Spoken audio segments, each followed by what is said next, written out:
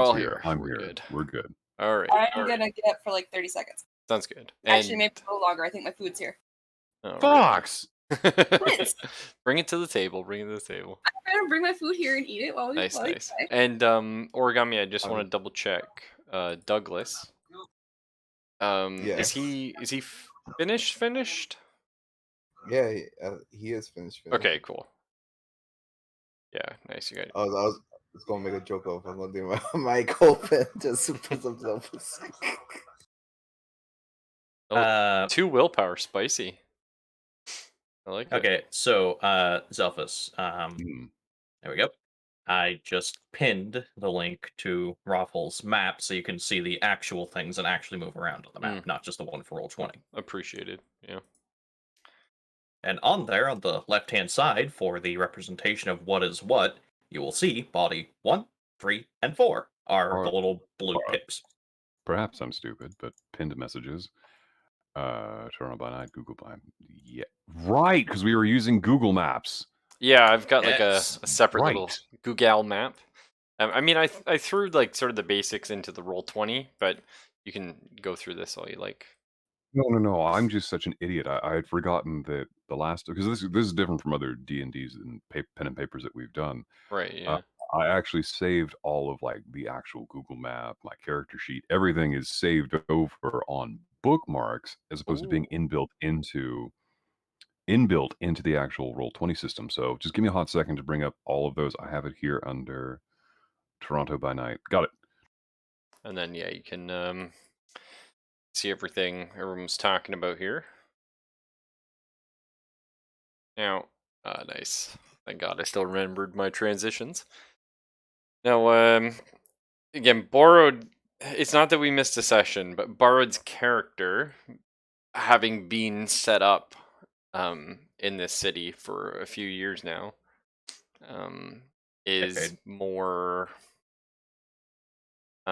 is sort of aware of some events that have recently happened that the rest of you aren't aware of.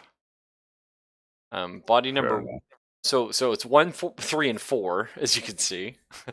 4 we're going to be talking about tonight. That's going to be tonight's big issue. Number 1 was just sort of like something brought up at a meeting. Number 3, Borrowed personally is aware of. He may not have discovered it himself, but his boys did. So he's very aware of number 3. And number 4, like I said, that's going to be tonight, and we're going to get a little quest. And after you guys complete the quest, or however that goes, at least I'll know how your characters are sort of moving and what they're interested in, and sort of which ways the story goes after that. But I figure give us a nice little mystery and throw everyone into a shitstorm together. Force us to be friends temporarily. Temporarily. Group with a common goal. That's right, yeah.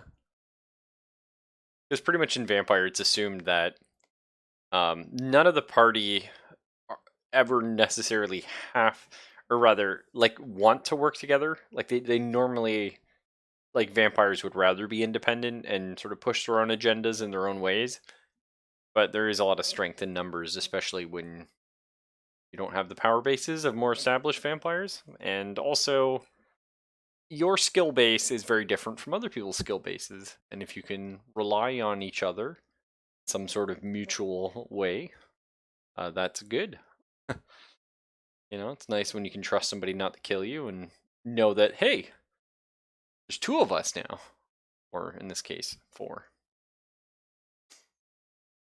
How's, okay, that's all good.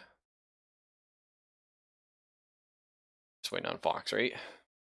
Mm-hmm. Yep. I'm back. Hey, welcome back. Just talking a little bit of shit about you. Well, apparently we're streaming, so maybe I'll watch it later. No, I was just joking. Alright, so... Or was he? Dun dun dun. No, we were just explaining the 1, 3, and 4. How Borrowed can't count, because he's the one that wrote those numbers, so...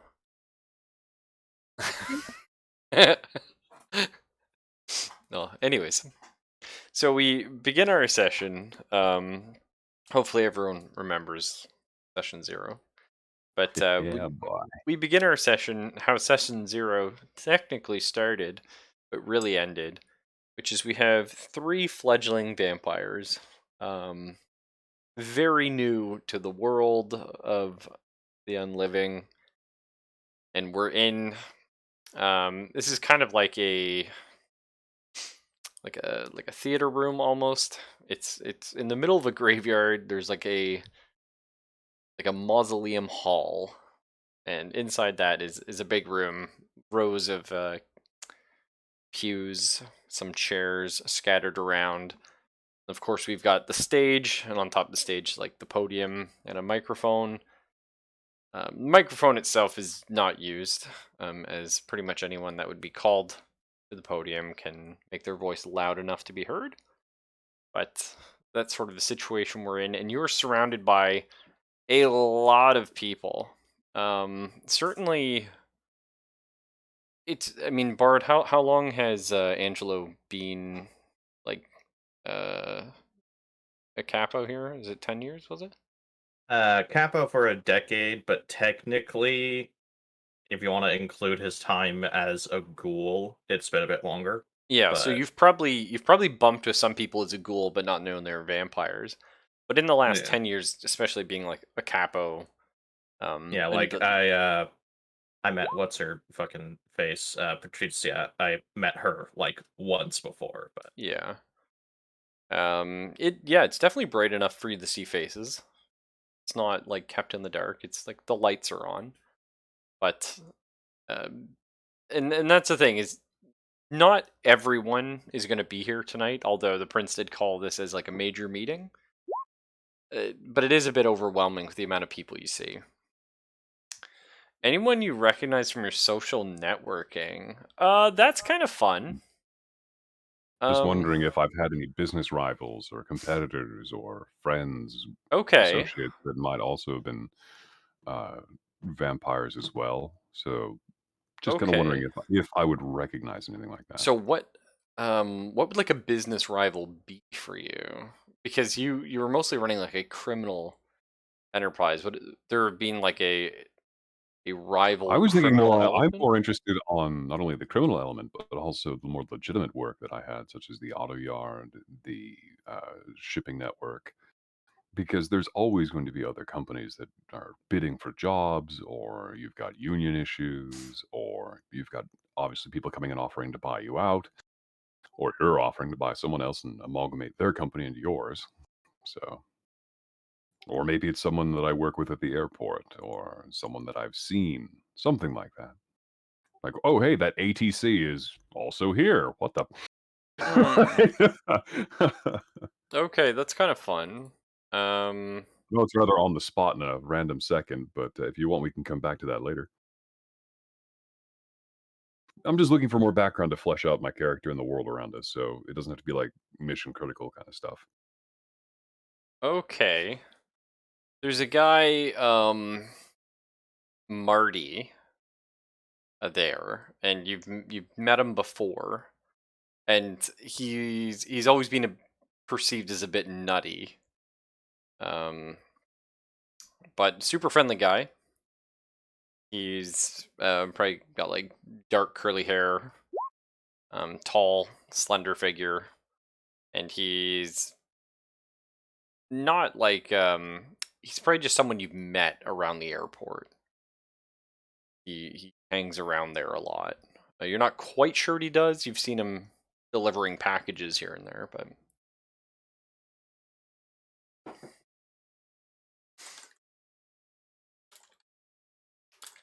probably someone that you sorry, what's the name of your right hand man?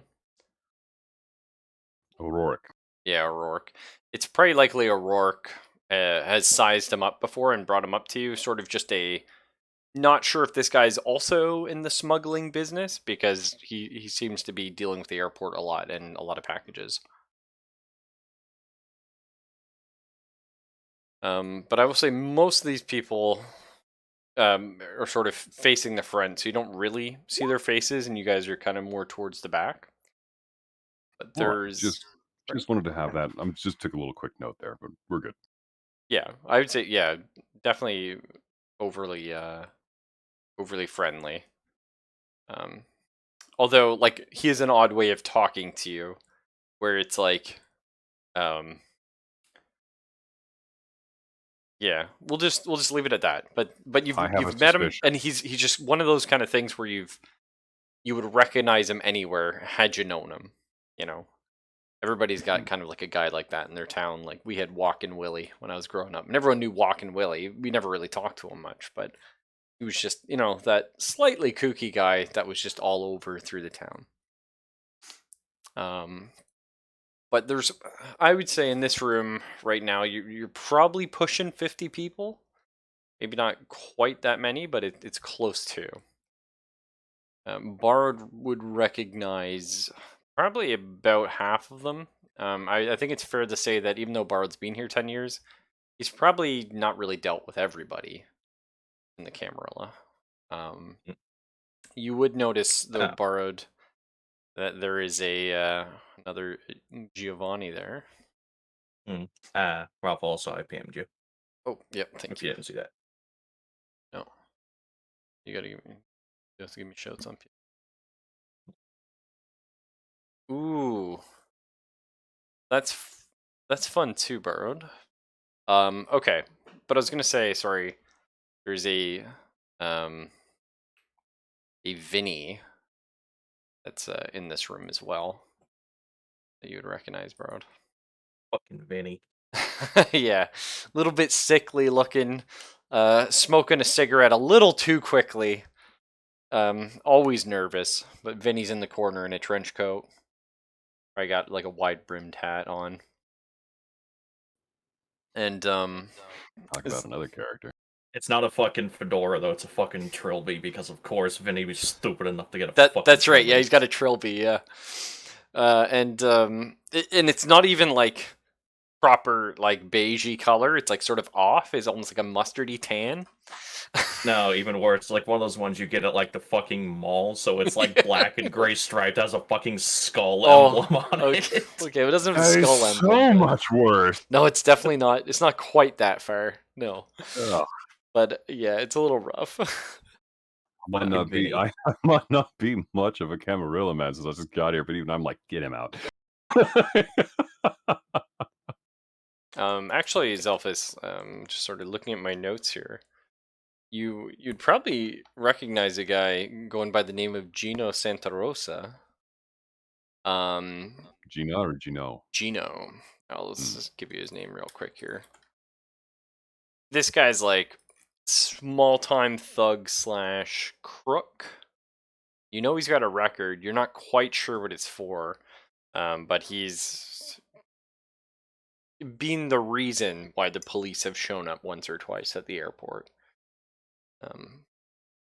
And as far as you know, he drives a delivery truck of some sort.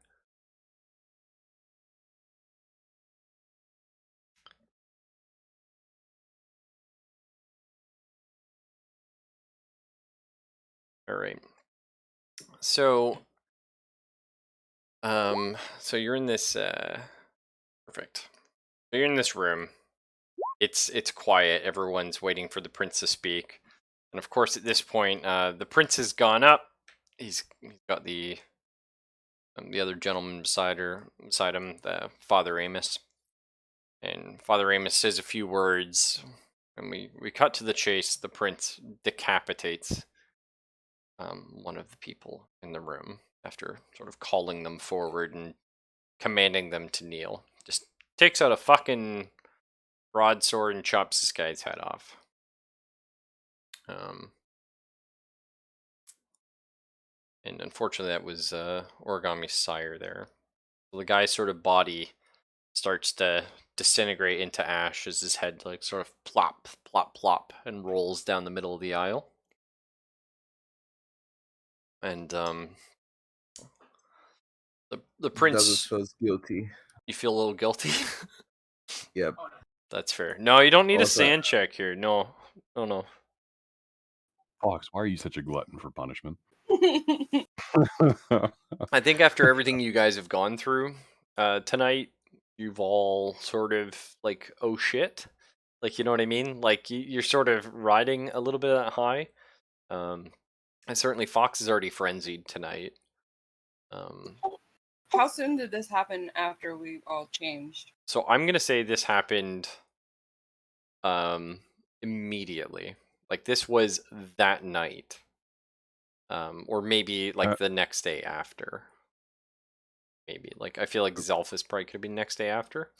But I was going to say I'm just a little concerned on that one because from where I left off, I got bit. I woke up in my own home, and there was a letter, and that was one of those like, what the?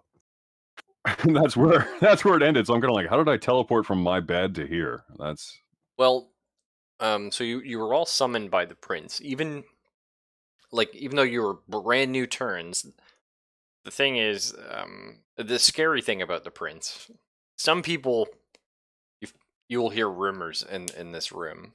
That some people literally believe that Guy like knows everything that's going on. That he somehow has eyes throughout the city. Could be, however, that he's just got a very good network of people that tell him the right things. There's also the whole, if somebody gets sired by a vampire, they have to ask the prince for permission first. So he would have known about both. Is it Natalie? Sorry, yes, both Natalie and Derek, because they would have been put forth by their sires. Father Amos, of course, didn't necessarily embrace you properly, but he has enough pull with the prince to ask forgiveness. And Derek, like, your sire would have gone through the proper channels and made sure to set you up properly ahead of time. The only character who didn't have that happen was, of course, Origami's, who just kind of happened, and his sire has paid the price now. So The damn curse. the damn curse, yeah.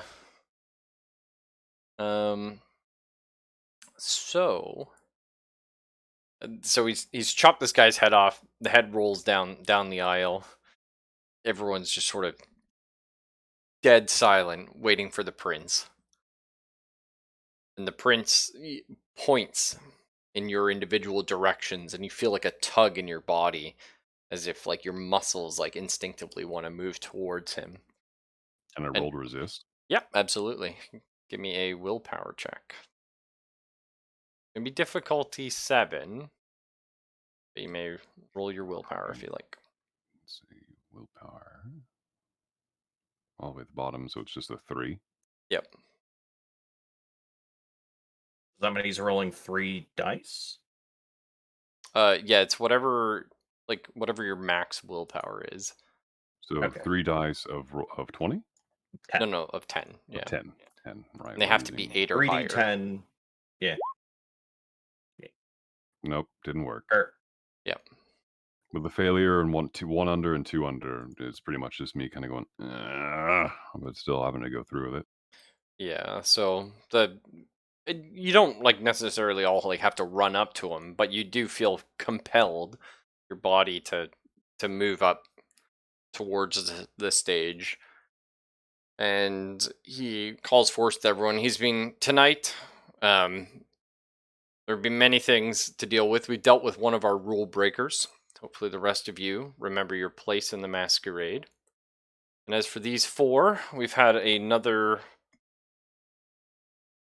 accident, another disappearance of one of our kind. And I'm going to be assigning them with you all as witness to deal with it. They are under my authority to do so, and everyone's expected to help them to their full capacity. And if they're unable to fulfill this request, we'll make note of that. So everyone sort of mumbles off and sort of fucks off into the night. A few people are probably kicking around, just chatting with each other. And right now, there's sort of the prince staring at the 4 of you. And he directs all of his attention the entire time to Borrowed. He says, "Well, Angelo, do you think this was another accident by one of yours?" Uh, the waterfront? Yeah, no. We've had 4 disappearances in the last few months. They're all... Trust me, if it was me, you would have had the paperwork by now. He's, I know I got a lot of the paperwork, but it's not that much of a backlog. I noticed Tony wasn't here tonight. Couldn't tell you. Well, I suspect that you may be hiding some things from me, but you're not stupid enough to lie to me. I'm going to be assigning you control of these 3. They're young fledglings, and I expect you to teach them all about the Camarilla and watch over them as if they were one of your own. Maybe help them solve this crime spree before it gets out of hand.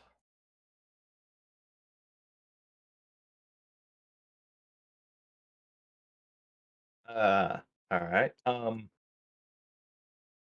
I'll have to, hope he didn't change his number, but you want me to call Tony? I mean, he should have been here. That's up to you. If you can't control the rest of your ilk, I may have to reevaluate your position here. And now he turns to the other 3 of you. And for you 3, I have a simple job. Unfortunately, some of our kind have been receiving their final death recently. We know of 3 that have gone missing to this point. 2 bodies we found. 1 has disappeared. And a 4th just 2 hours ago. So let's say it's I don't know what's a good time. Say it's 11 o'clock p.m. We'll say like 11:07, doesn't really matter. But so 2 hours ago, another body was discovered just as I was calling this meeting. The crime scene is still active. It's in Little Italy, which is under the domain of Antonio Giovanni. I hope that the 3 of you look up to this older member of our court and follow him, learn the rules, and also report to me anything that seems suspicious about his ondoings. Cutting in kind of out of character. Sure. I thought you meant Antonio when you said Tony. I did, yeah. Okay, I'm just making sure because I'm like, I don't have anybody else named Tony. No, he So would I have was said like, Tony to you, but they don't know him as... yeah. They Okay. don't I know was just Tony. So to them, he was saying Antonio Giovanni, so that they have like a proper name to go by. okay. Just double check No, for the sake of notes. that and all is fair enough. Yep, you're good. Aside from that, he said, you have the full capacity to go out and ask anybody anything to sort of find out what happened here. He'd probably direct you again, Angelo, and say, any questions? Or can I trust you to handle this matter? Just an aside here to the DM. Mhm. My character, like I said, from being there to here, probably has a hell of a lot of questions. But what was in that letter? Because if it's like, whatever you do, don't piss the prince off. It's kind of one of those things. Like, does my character know what's going on? Because I get the distinct feeling he would be inquisitive at this point. So But you would I'd probably also be smart know... enough to know not to antagonize someone who literally just decapitated someone. Yeah, and this is kind of like the sort of the trick that we're doing with this is because all of you except Borrowed know so little about like the setting and the system and everything. I think it makes a lot of sense for your characters to be sort of thrown into the fire, and then that way you can any questions you can ask Borrowed, or you can ask other characters that you meet. If somebody like you hear a term you don't understand, you can just be like, "Oh, what does that mean? Sorry, I'm a fucking new vampire. I'm a fledgling. Like I'm literally just embraced. I don't understand, and they're gonna cut you a Well, little slack. The prince is not the guy to do that to. yeah, I was about Yeah, to say Uh, probably not. and I you guess would that definitely would get that totally feeling. set off. Yeah, That's one of those things. Like, so what does it mean to be a vampire? yeah. Get out. It's like one of those things. Like the older a vampire gets, obviously, like experiencing more of both human and other history, uh, they really become set in their ways, and they really become um, like I'm done with this shit kind of attitudes.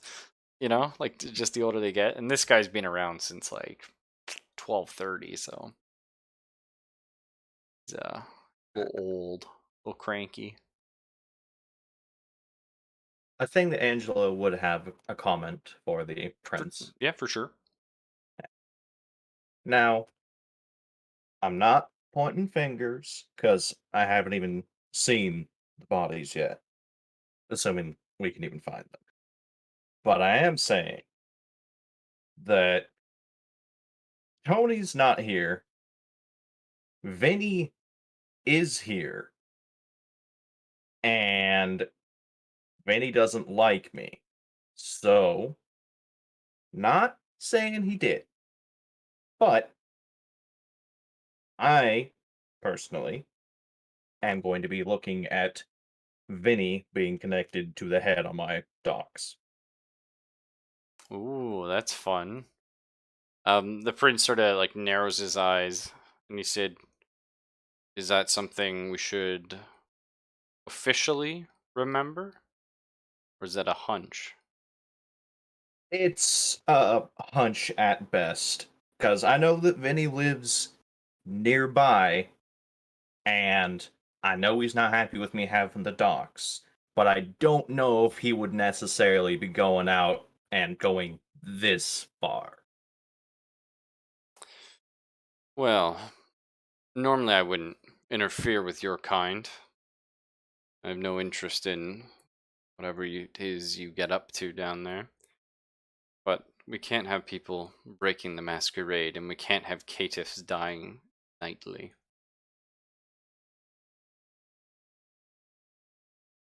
Of course, if I do turn up anything about Vinny, Tony, anybody, of course, after going through my own channels, you would be the next one to hear. See to it that I hear. I will bid you all adieu. And he leaves the room. And so left in this room right now are three people.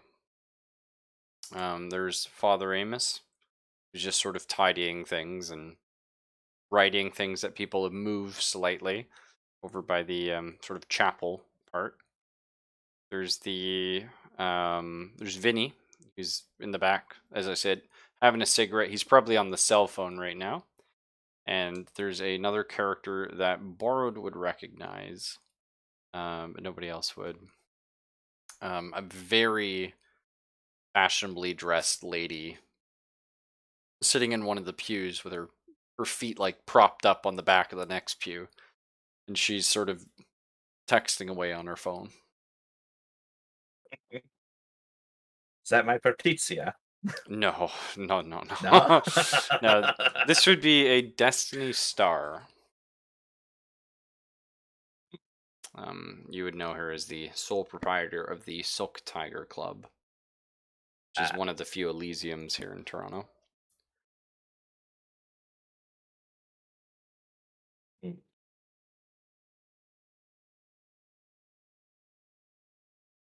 So if anyone has any questions, in character would be a good time to ask Borrowed or Angelo what the hell any of that information meant. Especially before Angela starts making phone calls. Yes.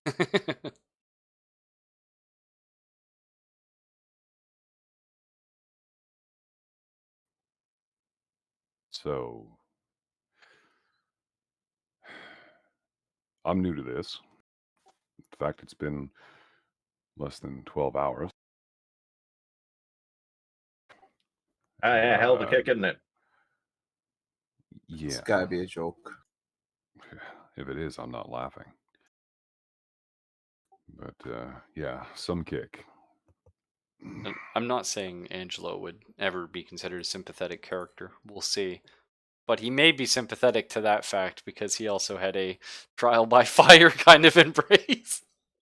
He was definitely thrown in the shit of it, like, sort this out and you get the job. Otherwise, good luck.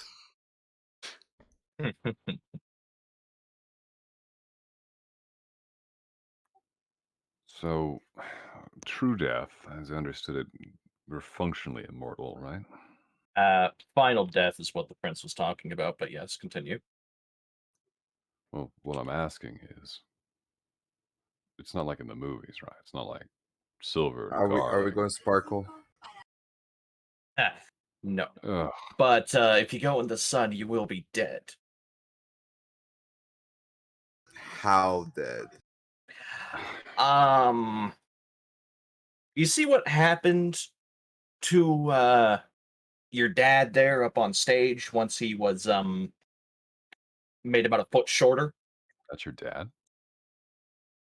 Looking at Regano's character, get his sire, but I know my character is asking I- if that was his father. That's my character doesn't know what the fuck's going on, so he's going with the know, information and on that- hand. and that's why Angelo's being a bit of a dick, though. He's just being a bit of a dick about it. Just, yeah, you see what happened to his body, how it kind of just turned into ash and dust? He'd be that kind of dead in the sun. Thanks for reminding me. He's dead. You're I welcome. actually liked having a 10. All right, But, so what happens if we don't do what the old man says? by the old man, I'm going to assume you mean the prince. Right, the prince. I I didn't really get a primer on him either. Well, let's put it this way. Right? If you don't do what he says, you're dead. Dead or true dead? Depends on how angry he is. Probably final death. Because this is literally the first thing he's asking you to do. If you fuck up on step number 1, I don't think he's going to give you a step 2. Yeah, well, normally when you have a business arrangement with someone, you actually talk terms. You don't just completely subvert their humanity into something else and say, "Hey, I got a job for you." Oh, don't worry. The same thing happened to me, my friend. The same thing happened to me. And looking at, Yeah, but you seem to be adjusting to this a little bit better than I. well, yeah, I mean, well, tell you the truth, it's because I don't really give a shit. Because That this helps. happened to me a decade ago. At this point, seeing a bunch of new people be dropped into this is a bit of schadenfreude. Oh, well, at the very least, we're making the evening interesting. And of course, the schadenfreude ends rather abruptly because if you all fuck up, it's also coming back on me. And I have enough paperwork I have to deal with. Right. Wouldn't want to add to that, would we? Being dead and all. Well, I mean, pretty much. A sudden thought just occurred to me. You remember how when you have to deal a whole bunch of shit paperwork that you don't want to do, and you're always worried about time ticking down on you? I guess that's not a problem for us anymore, huh? Time in and of itself, no. The things that happen with time, such as people fucking up and breaking the masquerade, yes. Yeah, speaking of which, what is the Masquerade? And before you tell me it's a type of storytelling, I'll deck you for it. You wouldn't like that ending there, but no, you see, the masquerade is a masquerade. What do you do at a masquerade? You hide everybody's identity. Nobody knows who anybody is. What does that mean for you lot? That means that if Joe Schmo out on the street sees you feeding off of some bum in a back alleyway, Ugh. he's going to tell the cops. And then the cops are going to come investigating. When the cops come investigating, we have more problems and I have more fucking paperwork. Yeah, I haven't even thought about that side of things yet. Ugh.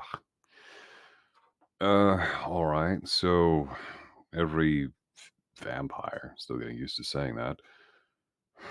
Are everyone in the cities in this masquerade, or do they have independent operators? What?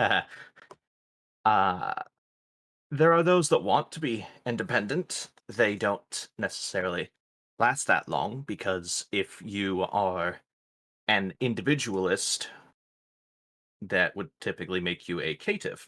And the people we're going to be investigating used to be caitiffs. Two of them have now been beheaded, and the third one I'm not sure. One of those heads is on my docks. Wait, if your body turns into a pile of ash and debris after you've been beheaded, how did you manage to retain the heads? You tell me. I just got here. I couldn't tell you left, right, or center of what's going on. For example, who's the kooky old man wandering around over there? They call him father? You guys have a religion? I mean, the oh my god, what's their fucking name? I just forgot it. The Camarilla might. They like their traditions, but I don't go in on that. The Giovanni are not that picky. So I'll just enter here. I mean, this has been great. Enjoying it. Question: would you know Father Amos? He's pretty prevalent. Like, he's like kind of the king's right hand or the prince's right hand guy. The question is Even like, if I hadn't necessarily like known him all that well, I definitely would have met him either while dealing with the prince or yeah, while at Elysium. So okay, even if I don't know him, I would know of him, but I didn't have his name. He was Father. What the fuck now? Father Amos. Okay. Yeah, AMOS. Yeah, but so probably if you only sort of know him by passing and not like speaking terms, um, what everyone says about him is that he literally believes that God talks through him. Like he believes Ah, he is a messenger of God, and that everything that we are doing is like helping tend to God's flock, kind of thing.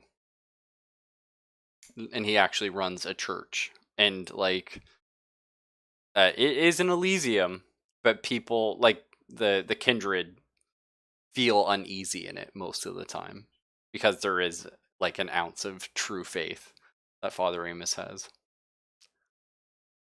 okay, so he's the other Elysium runner. Yeah. Okay. We got two, we got three. We have two major ones. The third one is up north yet. I haven't put it on the map, but it's like the motel that's run by the Anarchs. Hmm, okay. Technically here you go. You can have this. Damien Barrett. He is your keeper of Elysium. And he sort of looks after that one.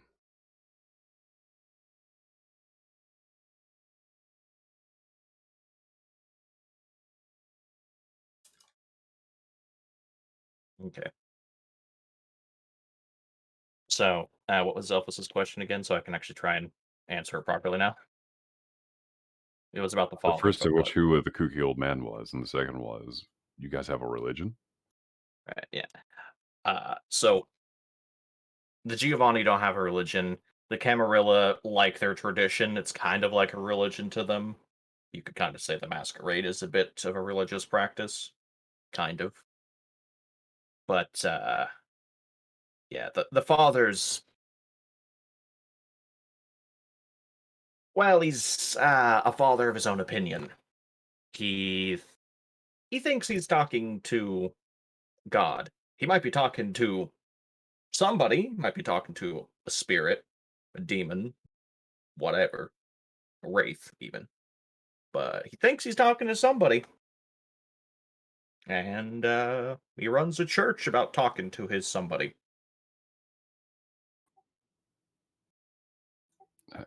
Maybe someone confessed the murders to him. Wait, you're telling me that a vampire has priest and petitioner privilege? I don't know. I guess. How did you get here? Aside from your dad being, It's a long story. well, we aren't going to die anytime soon, so.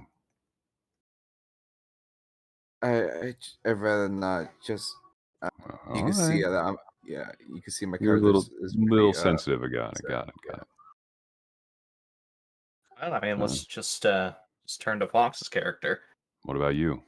Yeah. So, what is it with you and the father, Wait, you know crazy uncle over there? I do not know this man. huh? Sure you don't. I mean, Come on. technically true.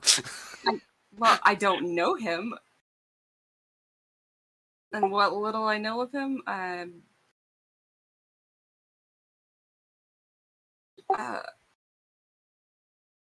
it wasn't a very great experience.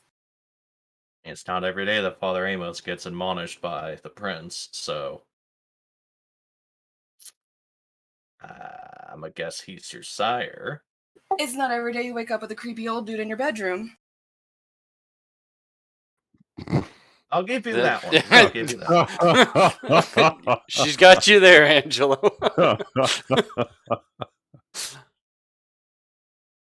I'm sorry, I shouldn't laugh, but so that's the kind of relationship you two have, huh? No. So what happened?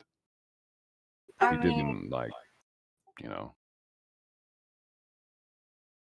Was it don't a really session of remember show anything. and tell, or Shooting you a dirty fucking look right now. Okay, it wasn't that. I don't really remember anything.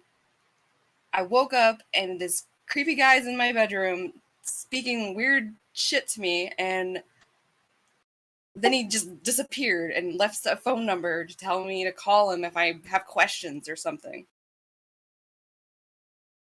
did you call him? No, Or did he call you back? I haven't spoken to him since. I mean, I absolutely loved the idea of like, okay, she wakes up, creepy guy in her room. He's speaking like bullshit. She's freaking out. She's screaming at him, and just Angela like, yeah, did you call him though? Like, he left you a fucking number. Did you call? I mean, like I said, at this point, their like confusion and suffering is just schadenfreude to No, Angela, exactly, because, yeah. like, I dealt with this shit already. Yeah, My he's- suffering's done. Yeah, he's like, no, I'm not going through all this again.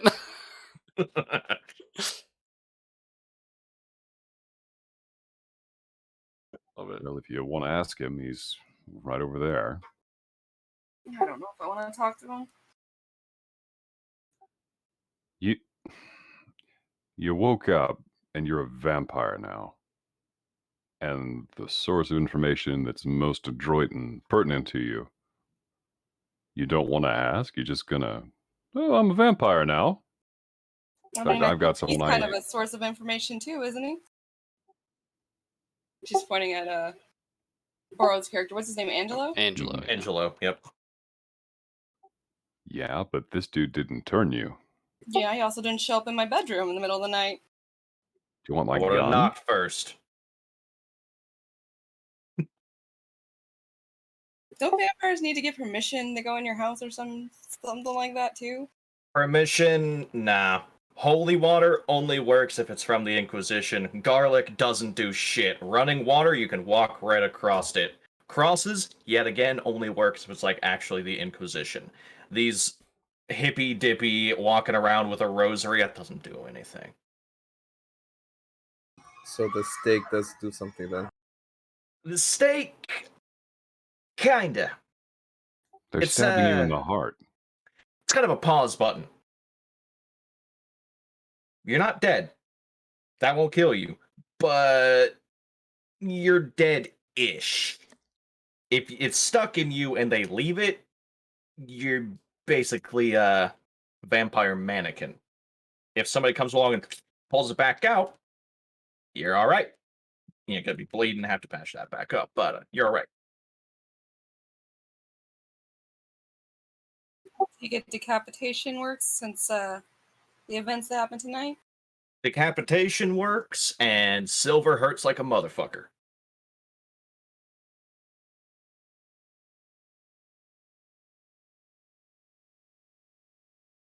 Also, if you're not comfortable with saying vampire or children of the night or any of those edgy shit, you can just call yourself part of the kindred.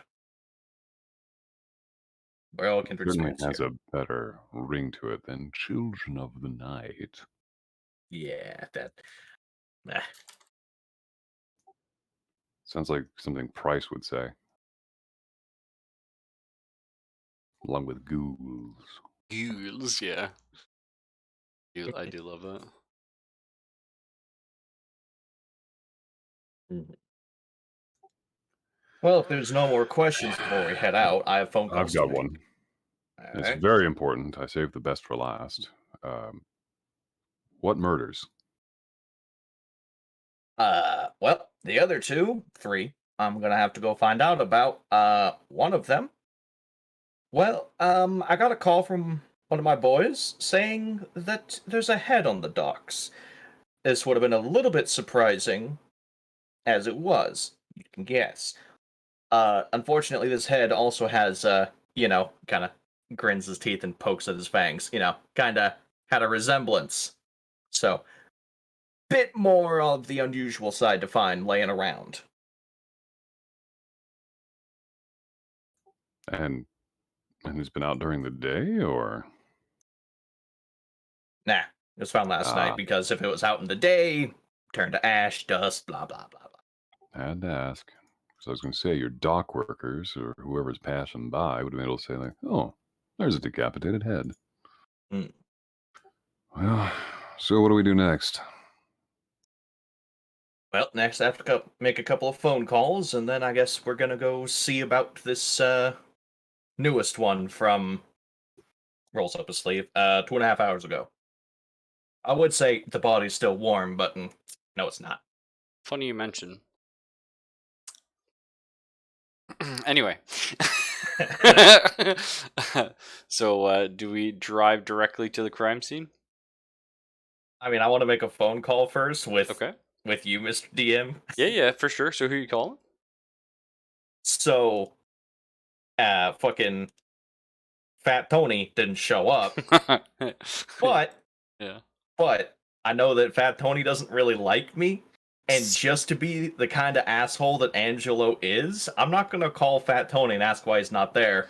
I'm gonna fucking call Paula. I'm gonna call his fucking sire and be like, hey, your fucking child was not here. The prince ain't happy. What the fuck? It's spicy. I like it. I'll tell his daddy. Yep. All right, so you call him Paula? Yeah, I'm gonna call it Paula. You fix? Better be good, Angelo. What do you want? Yeah, it's pretty good. Did Tony's cholesterol finally catch up with him, or is he purposefully trying to piss off the prince? Tony, the fuck you talking about? I'm talking about the prince called a meeting. We had a whole bunch of new people. One of the bums fucked up and got, removed. Whatever, skipping that. Fat Tony and his fat ass was not occupying one of the seats. And Tony said he wasn't worried about it. He said there was just murder over in your territory, weren't there? You get that figured out? 4 murders and caitiffs. They're not all in my territory. Only one of them is. So Prince ain't happy. Like how unhappy are we talking? He specifically asked me where the hell Tony was. That kind of unhappy. Alright, fuck. I'll go talk with him.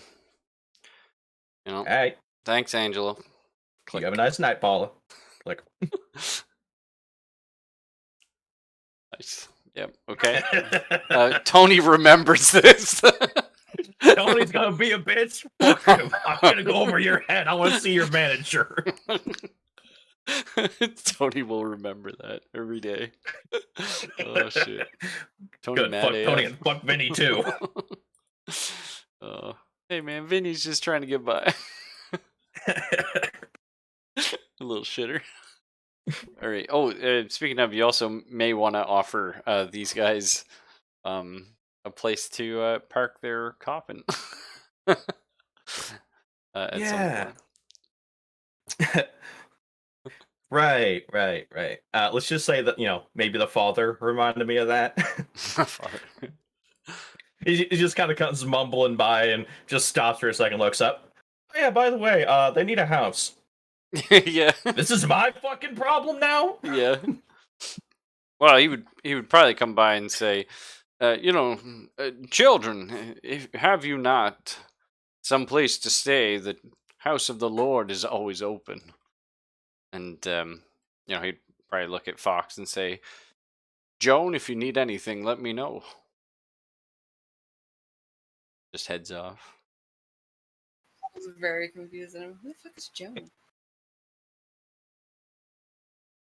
Also, we don't actually have to sleep in a fucking coffin, do we? This is out of character, by the way. No. Technically, the Zemisi do, but none of us do. Okay, let's look over Fox's character. So, Joan, is it? Pull out a little notepad and a pen. No, it's not. Why the hell do he call you Joan then? I have no idea. Okay, well, I'm gonna need some names here then. Paperwork and all that. Are you an accountant? Or a lawyer? I used to be a paper runner for people. Then I got a whole lot more than just regular paper dropped in my fucking lap. Some of it was about blood. A lot of it was about blood. Some of it mine, most of it not.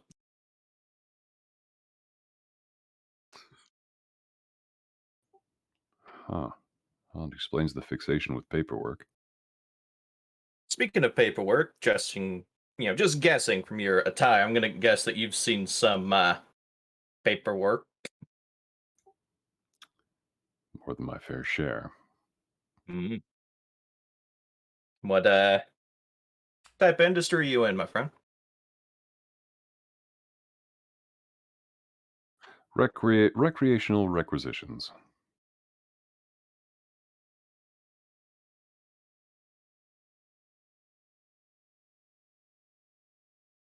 Where are you requisitioning these from? States? Overseas? States, mostly. There's a few areas overseas, but those tend to get a little pricier than most people are willing to pay for. You do have a few whales in town that are of very, shall we say, eccentric tastes. Very, Well, very we got strange. whales and then we got Fat Tony, but continue. I heard on the phone. I'm assuming you and he don't get along.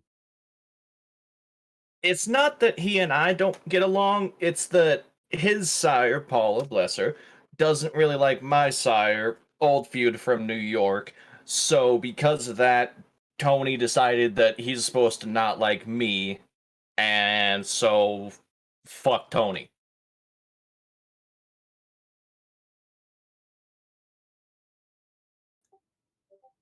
They really hold it. Oh, wait. I just realized this isn't like a normal grudge, is it? This is something. No, This is something that can go for more than a lifetime, huh? this is something that can be going and has been going. Let's put it this way. Okay, my sire, you would, of course wouldn't be able to tell by looking at her, but my sire used to run bootlegging out of this port. So yeah, when she doesn't get along with somebody else, it's been a hot minute. Still trying to wrap my head around the fact that a person can live that long Well, I mean, or be that petty.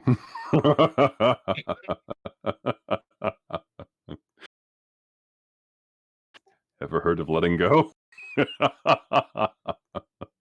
vampires don't like to let go of nothing. No. Very, very greedy. And I mean, you wouldn't necessarily be able to tell it by looking at myself, but you know, I've been dead for a decade.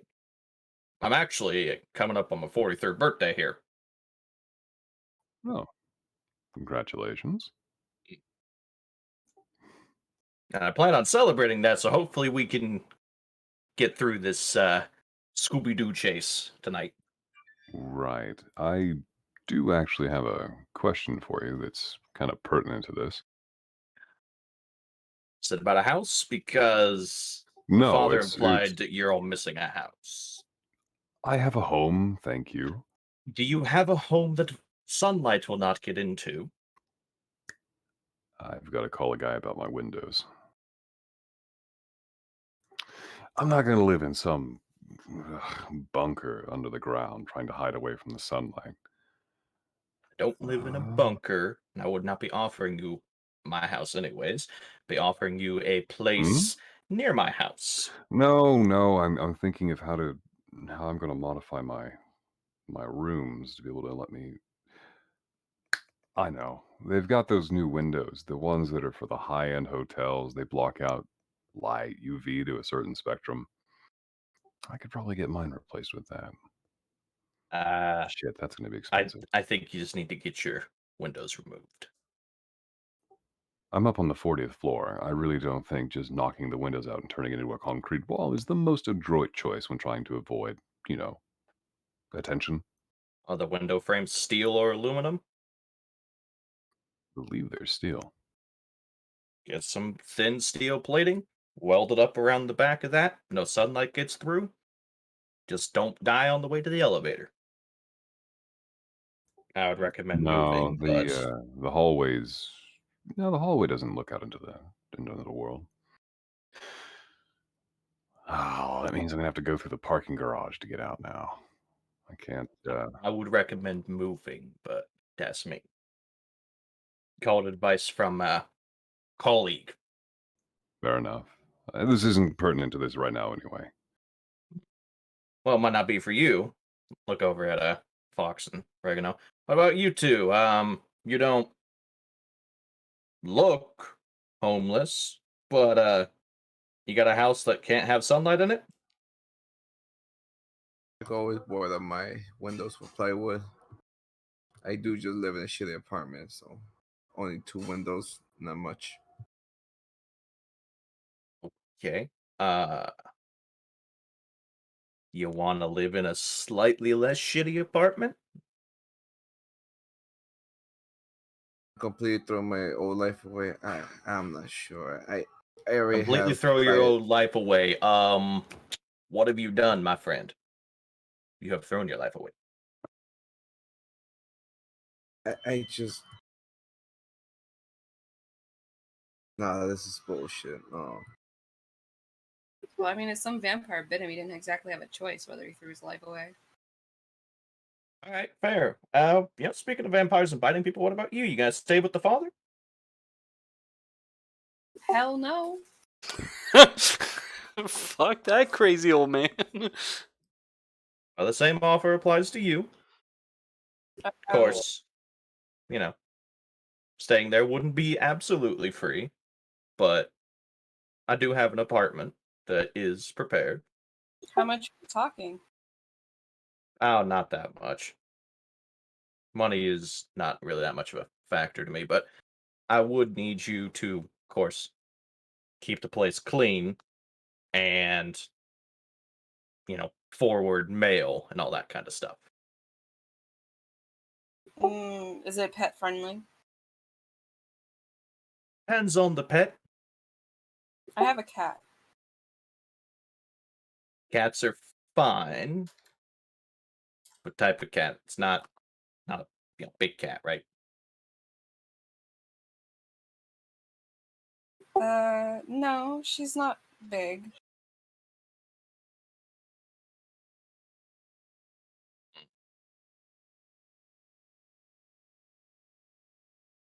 I mean, been around for a while, actually. I'll ask you something in a minute. you'll have to talk with the building owner about it. He doesn't have any allergies, but maybe one of the other tenants does. It's been a while.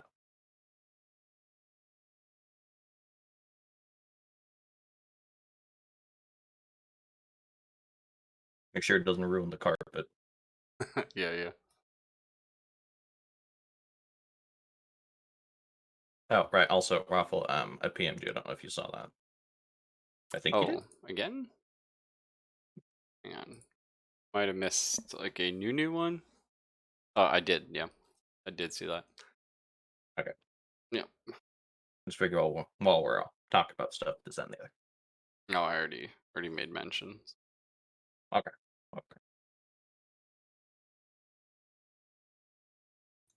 So, Angelo, right? Speaking of, I still don't have all your names, but yes, Derek. continue. Derek. All right. Got a last name there, Derek? I do. Hauptmann. How?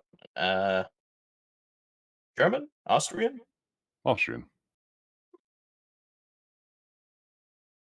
I'd give you one guess that I'm Italian, but, well, I don't think you'd need it. No. But don't worry, I won't be making any of those weird hand gestures at you. So, How do you like your Angelo, fingers? attached.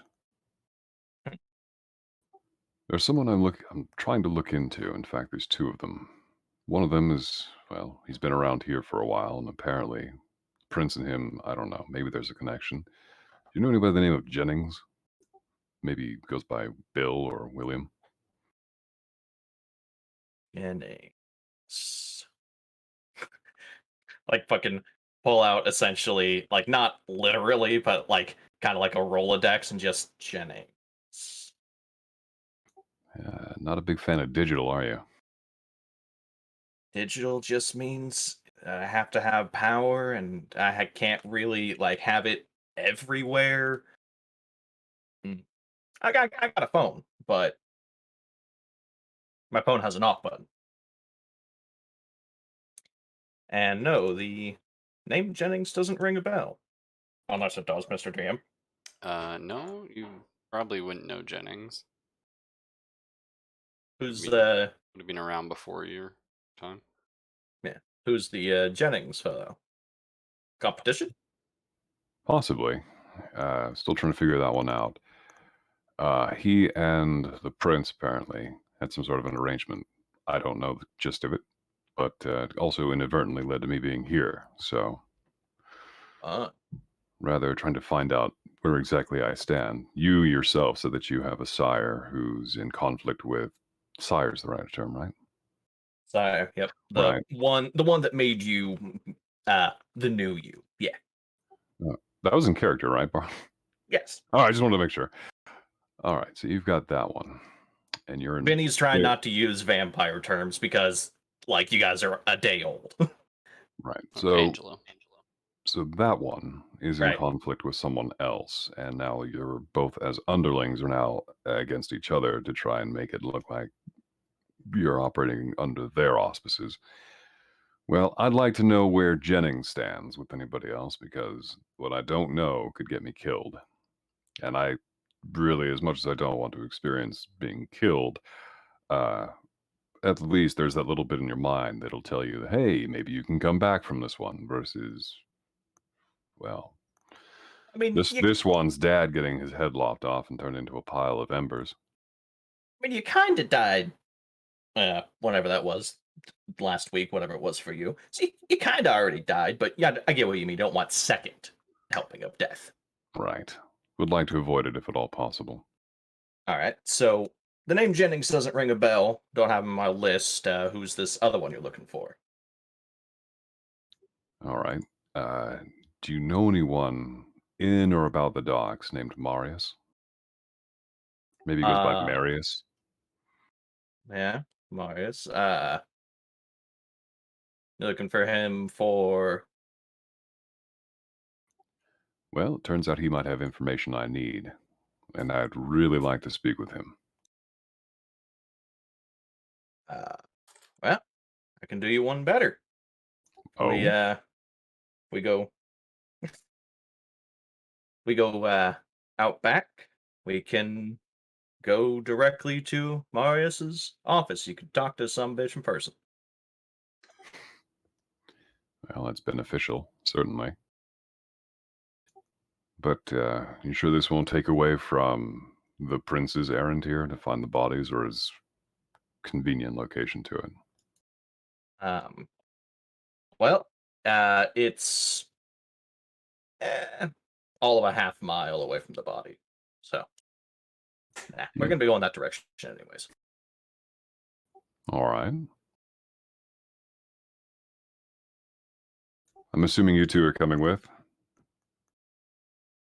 Yes, you two, Nameless 1 and Nameless 2. That's Natalie. So Wait, don't wasn't her start name calling Jenny me. or something? What? No, Joan. Joan. That's my name. So you don't start calling me Joan. It's not Joan. I don't know what that guy's going off about. Well, Mrs. Natalie, before I presume, Portland, you got a last name? No, I don't have a last name. I'm just Natalie, like Madonna. You're not quite old enough for that look, but all right, you do you. It's Elder, okay? Elder?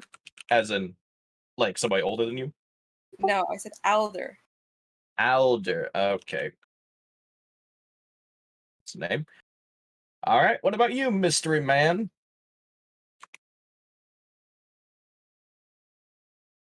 Nudges bringing up. I know. My character is still like coming to terms with what happened. That his friend just got cut.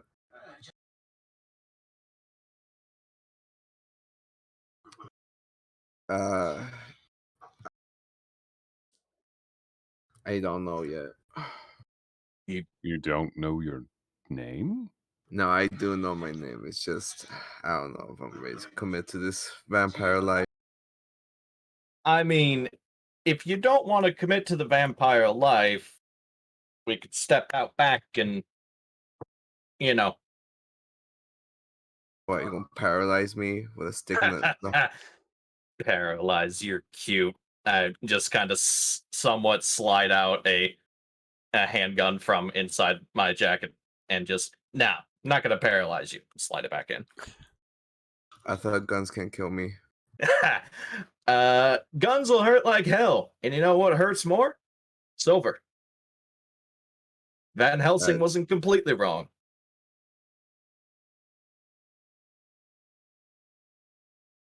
Look, I get it. You've lost somebody. Just yesterday, I lost someone I worked with very closely for a long period of time. Gunned Sorry down for your right in loss. front of me. So I appreciate that. And I'm sorry you lost your friend up there. But you got to understand, loss is a part of life. And you can't always save people from the consequences of what they do. But what's my consequence of my actions that led to his death? Well, Did he play a part in it, or was it just something you did on your own? Because as I understand it, you can't get turned into a vampire unless someone actually puts their fangs in you. kind of. What, you mean like there's a blood transfusion version of this? So we just got the shit deal? No, okay. So if a vampire gives blood to a human, it's kind of got that Bram Stoker shit where they're like hypnotized and under the vampire's control, and that's a ghoul. They're not a vampire. If you stop giving them blood, give them a month or two, eventually it'll work out of their system, and they'll be a human again. To be a vampire, to be turned into a kindred, the vampire has to wring you out like a goddamn sponge. And when you have become a people raisin, then they give you some blood. And now the only blood your body has is vampire blood. And it brings you back from being a dead raisin to being a vampire. So All if right, a vampire really wants to, they don't exactly need permission. So this brings me to my point. At any moment in the entire time this person was draining you like the filter on a car, he could have just stopped, let you alone. You could have died. Could He have also gone to could have just sleep not and given you the blood afterwards. could have just not woke. Thank you, Angela. My point is, you're torn up over what you think is your fault. Yeah, you might have had some part in it, but it's not all on you from the sound of things. Yeah, right. For now, you could call me Eric Mayweather. See, that's a start. New life, new whatever, I guess. All right. Well, Yeah, then live on the bright side. You're going to have a long time to figure it out. And you're not going to get old. and I mean, hey, there's always the option of just if you want a way out, there's plenty of ways out. I mean, hey, if you really want an easy way out, just go, sit on the beach, go watch the No, sunrise. not yet. I still need to take my revenge. Ah, revenge. Now there's a So- motivator. So this soap opera has the second part to it. Kind of. I Hey. don't want to get into it. Before. Oh, all right. We get it. We appreciate you opening up this much, but we get it. So, If you don't want to talk about it, that's fine. We can, Just Go get- don't slow us down to the point where we end up joining you on the beach, so to speak, because I'd really rather not be at the end of a executioner's sword or staked out on the soil somewhere. hey, I mean, if you don't want to be on the executioner sword staked out in the soil, I have an underwater garden. Everybody gets new shoes. But wait, we can't die. Does that mean we can drown? DM, can they? Or do we have to, kill them and then stick them in the water? oh, Also, vampires if you- drown. Here's a good one. If you're down and the water is shallow and the light particles are being dispersed and diffused through the water, is it a slow, torturous death? Or if you get deep enough down, is it just kind of like, well, I like that answer. I mean, I would definitely say, like- vampires in the shallows slowly burn to death. That I like. Yeah, that. I love that. I was gonna say like during the day, unless you're at the bottom of the fucking ocean. But Yeah, you have to be like over a kilometer down in order for light to not get to you at all. So hey man, that's what the It's- scuba gear's for. yeah, just throwing them off the end of the pier, I think they would die over the course of the day. Oof. Doesn't answer if vampires can drown or not. Doesn't answer that. But yeah, I mean, if you want to join the garden, if anybody asks, those are just wave breaks. Those aren't cement bricks. Nah, for now, I'm just gonna do what the prince said and try to solve this mystery with you guys. I'm All just right, gonna let's figure it all out go as- get in the mystery machine then. Guess start just walking towards the back door. I kind of Wait, feel you're like you're old enough to know what Scooby Doo is? I'm 43. Yes. Huh. Oh, that's right. Decade. Right. Yes. I was gonna say I feel like vampires still breathe, so they would drown. I don't know if vampires do breathe. They have to. They have They- blood. they- They pump blood. They're getting oxygen through their body. No, They I don't think- pump blood. They don't have a heartbeat. You breathe in a closed coffin? They obviously they would have to inhale and exhale in order to be able to speak, but I don't know if they need to breathe for the oxygen. it's gonna Because be if their blood isn't moving, then pulling oxygen in doesn't do Yeah. them anything. I guess I'm you know just- what? Yeah, I'm kind of down. a torturous life. Vampires, the ultimate astronauts until they get to the light side of the planet. Shit. I feel like maybe vampires drown, but they just go into torpor. That could be. You know what I mean? They just go fuck this, I'm out, and go in a coma until they're brought out of the water. Maybe they're vampires who have been alive for thousands of years at the bottom of fucking lakes.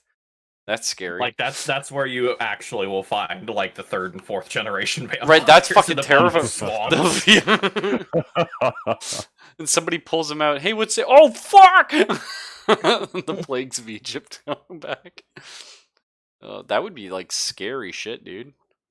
Well, look what I've just created. Yeah. Oh. On to the next vampire. Yeah. All right. Yeah, but speaking I of, like how not only Derek but Angela are both just like, This opens up a whole new list of possibilities on the tech tree. Awesome. I do love the idea of a vampire just slowly burning to death with the fucking like light coming through the water, though. Just that would be like a miserable fucking way to go. Like, Maybe we can make it so it doesn't have to be like completely pitch black water for them to not die of the sun. Maybe it's just it has to be under an appreciable amount of water, like 100 feet or something. if they had enough blood, like maybe it would lessen the damage and they could just like heal through it, kind of thing. But then they would go into torpor. Probably not a very pleasant experience either No, way. it'd be awful. But that would be a fun scene, like having someone be like tortured like that or something, or like having like hold out while the group came. It could be neat. I'll be right back though, and get your next plan going.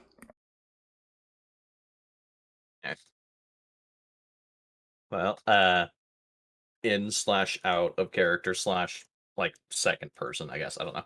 But yeah. As long as you don't go into the fourth person, that's when I'm kind of like, we speak Cthulhu here now.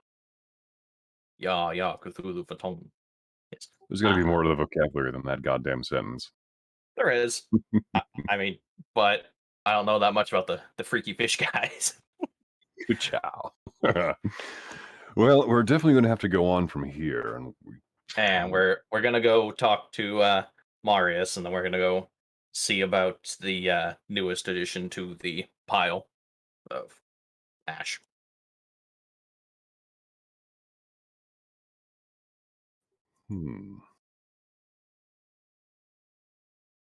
I'm still curious as to why the head remains. I mean, we just saw that guy get murked, so it's kind of like, all right, everything turns to ash. Why is the head sticking around? That snagged not only in my mind, but in my character's mind. Kind of like, well, that's maybe bizarre. Obviously this is up to the DM, but maybe it's because like the head is more or less like the origin point of vampiric powers, because like that is the fangs, that is the point of blood ingestion, that is that's where the brain is, like that's where the vampiric power originates from. Maybe that's why it has a bit more staying power than the rest of the body, but that's up to Raffle.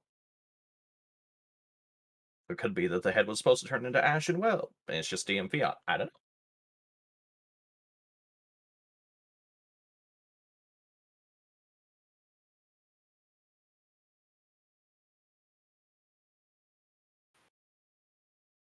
Sorry to interject, but speaking of being thrown into the water, apparently at 1,000 meters is where sunlight does not penetrate the water. Yep. Yeah, a kilometer, but maybe at just like 100 feet or something like that, there's little enough sunlight that you wouldn't necessarily die as a vampire. Fair. Sorry, back. I will check PMs if people sent them. What do we discuss? More Next course of stuff. action, where we're going, and a little bit of underwater. Yep. Okay. All right. Yep. So where are we going? We're gonna go. Pin Raffle, but yeah. We're gonna go. Talk to Marius. Okay. Oh. Yeah. Yep. I'm gonna go talk to Marius and deal with what I would say in retrospect, we should probably do that later. It's not, for my character's backstory, it's not that important. It's I'm more interested in getting this investigation underway because, quite frankly, the sooner I get the prince out from over my character's shoulder, the sooner I can go back to doing what I was doing before I got turned into this. That's reasonable. It would be reasonable, but I mean, you're already in the car and you're already. I mean, we have to head that direction anyways. It's like a half mile, if that, away from where we need to be. Well, think of it this way, Baron. If we start delving into a really complex scene that deals with a character, I mean, I don't know about you guys. How much time do you have tonight, Raffle? I've got like forever, basically. All right. I just didn't want to be the one who's like, all right, let's go talk about back character stuff. And then we're gone at it for like 2 hours. Yeah, we'll see about that. So, okay. So you show up to describe your little building here in the distillery district. I mean, it's an older district, and to match in with the typical of the buildings, it's got like a brick base work to it that's maybe like a foot or two off the ground. And after that, it transfers into like a wood frame building. But we're not going inside the wood frame building. We're going around and then through a back door in the wood frame building and down a staircase. And then we get to the office. DMs. Ruffle. On my way.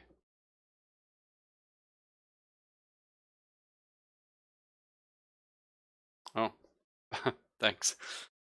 Mhm. Right, I don't often check it during.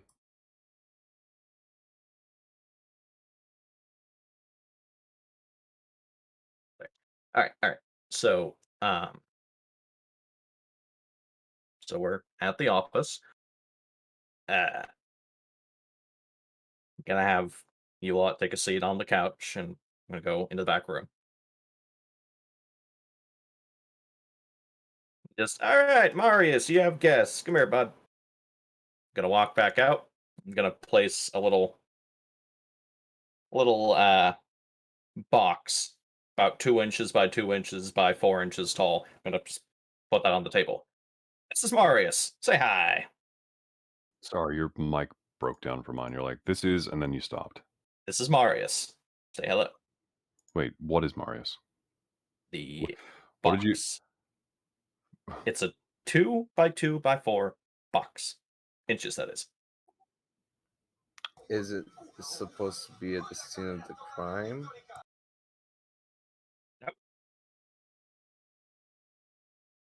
Gonna take the outside of the box off, and inside there's a sealed glass. Not really a vial. It would be too oversized for that. Kind of like one of those older light bulbs, how it's really long and ovular. Mhm. Inside of that, there's a finger. This is Marius. Say hello. Yeah, I'm not sure there's a vampire. What is it about being a vampire that makes you think I can talk to a finger? And before you say it's the middle one, It's not the middle one. It's actually his pinky finger. It has his rings on it. And you see, the reason why I brought you here to talk with Marius is because Marius is fucking dead. He used to own the docks. I own the docks now. Why do you need to talk to Marius? You're talking to me. confirmation of death, or is that just a keepsake? Confirmation of he is very dead. I've asked it myself, actually. And no, I'm not talking about the finger. All right. I had heard that it was possible to move shipments of material from a coastal route rather than an airborne route. Now, obviously, flying something in through airport security, you can get away with smaller items, luxury items, even some fabrication material. However, anything that's too illicit or too explicit, or that you would want to move in larger quantities for other parties, you can't exactly put a shipment of firearms in a crate and load it into the bay of a 747 right next to someone's Gucci bags. You have to find another way to get it in, either via over land, which takes time, fuel, and also can be stop searched on a regular basis when going over the border. I had been told that Marius was the man to speak to when moving things through the docks, since he's dead and no longer in the picture. And if that's true that you are the one in charge of the docks now, that makes things simpler. So, Simpler, maybe. what's it cost Question to move through? Is it based depends off of on. tonnage or is it based off by item? How do you do your business? Not before you take offense, I'm asking how do you interact with clients, not asking how you work in the books and the back 40 of everything that's involved in your business. That's none of my purview.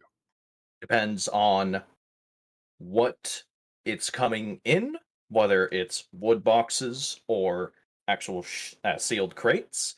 Depends on the paperwork for it, because if I have to do more fucking paperwork for it, it's going to cost you more, and it depends on the Naturally. tonnage. Well, So I if would it's also if it's a handle the really hot item coming in a really big box, it's going to cost you a lot.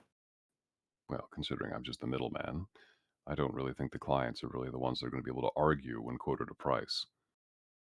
So, my Yeah, I mean, idea, you want just a box. You want not just like a duffel bag, but you want a couple boxes worth of AKs or something smuggled across. It would be on you to get them up to Rochester. But once they're in Rochester, they come across, I can deal with that part of it. Just gonna make a note here. Rochester. Hold on. Yep. Rochester's like the nearest decent sized port to Toronto because it's on the US side.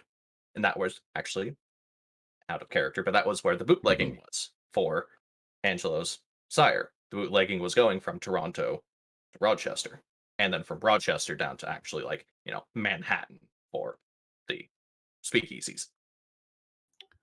Well, I have 3 clients currently. One of them is prospecting for, shall we say, a recently reacquired set of high-end wheels.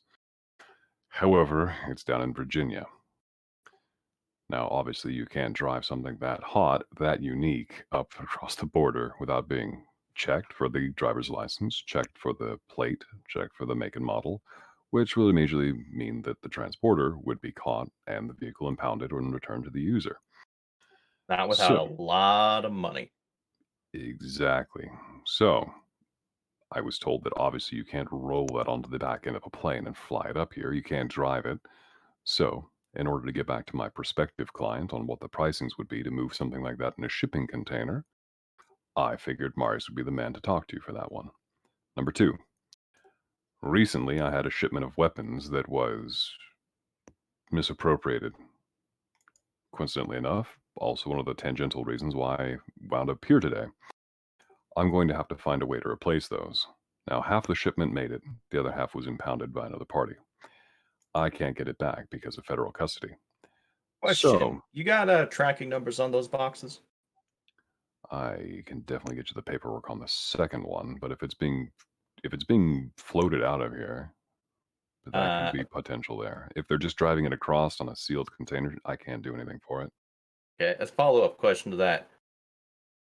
What specifically was in that box that went missing? We're looking at 3 crates of rifles, 2 of pistols, a brace of shotguns, and I think they also had an order for a box of standard issue grenades from the Vietnam era. Old stuff, but still usable. Is that the one that came through my port? Did Because it? what you're ordering sounds a lot like what I've had come through a few times. I've sent orders through the docks, yeah, but I've never had an adventure with a vampire who keeps a finger. You know what? So you are the man who can make that happen again. Just so instead of dealing with your crew, I assume, I can just go straight to you and say, "Hey, I'd like to place an order. Here are the shipments, parts, pricings, perspectives. You apply a cut, and we go from there." Yeah. Question actually. Hmm. Person that you went through down here at the docks. Name for him. Not Marius, obviously, but with your Ah, prior ship. now that's the interesting thing. The gentleman who I used to talk to Marius, or at the very least, who told me that they spoke with somebody at the docks, is no longer with us. In fact, as you heard me mention to Eric earlier, that's who we lost yesterday on the incident that also led to me losing that shipment. Okay. Because I know from paperwork, of course. I know what's been in boxes and where they're going after they hit here. You know what? I bet you dealt with Gino. Not ringing a bell. Wouldn't be surprised though if it's his real name's Gino and he was talking to me through a pseudonym or whatever. I wouldn't be surprised. Although, let me ask you, does he have an accent? He's Giovanni. Hey, you know what? And I'm just an American who got drafted, so Well, okay. Let me ask you. Uh, fellow in the black shirt. not Vinny, but the other guy, a little bit overweight, at the prince's palace. He look familiar to you? Only ever spoke over the phone. Okay. Well, that was Gino. Gino. I didn't hear him speak. Gino's one of my boys. That's why he was there. Well, you can always ask him. Just start texting Gino as we're talking. Ask him if he spoke with the man by the name of Nathaniel. Because that's the gentleman I used.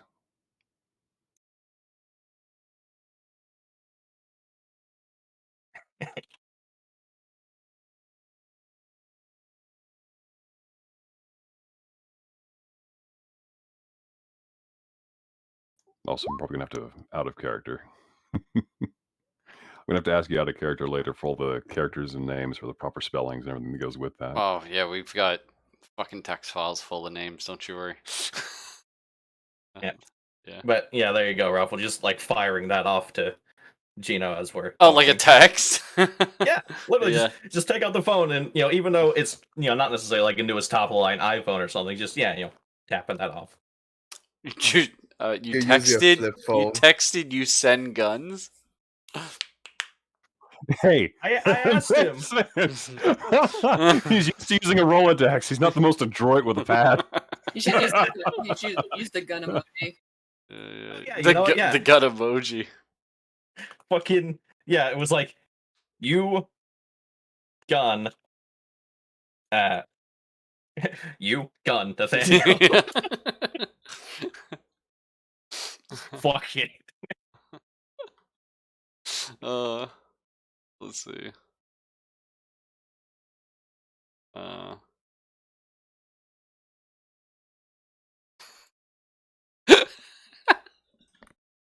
No, but he's gonna say that yeah, he dealt with a Nathaniel before. Another contact you may know borrowed this character called Motley, but Motley was always seen chatting with Nathaniel about stuff. That's how Gino sort of fell in to getting guns through for him.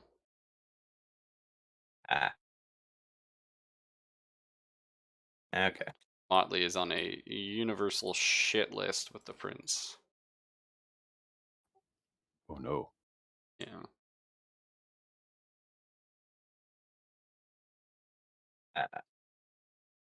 And Motley is actually somebody that Origami's character would know. He was on the beach that night. Yes.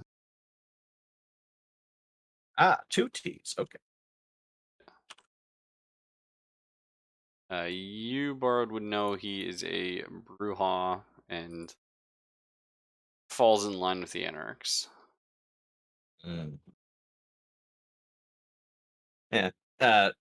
So, no, you know what? It's not a flip phone. It's one of the fucking phones that was like in the intermediate between flip phones and actual like iPhones. It's the one where it's got a touch screen, but then you can like slide the screen off, yeah. and it has the fucking like pop out keyboard. Those That's what it is. Those were sick, man. You fucking talking about the sidekick? Not a sidekick. No, I didn't have one of those. But I actually had a phone that did that though, where you could literally like take the back panel and like push it. It depending on what direction you're looking at, it would be like push it like to the left, and there you go. Now you have a full keyboard to type with. I mean, I've always like at the time I always wanted one, never had one. They just look so cool. But yeah, that was my my like sophomore year. I think I got one of those. Yeah, he was nice. Fucking nerd. Oh jeez. Yeah. So yeah, I guess it wouldn't necessarily snap it closed, but like slide it back closed and then look up at Derek and be, yep. So Gino knew Motley, who knew Nathaniel. So yep, you dealt with Gino.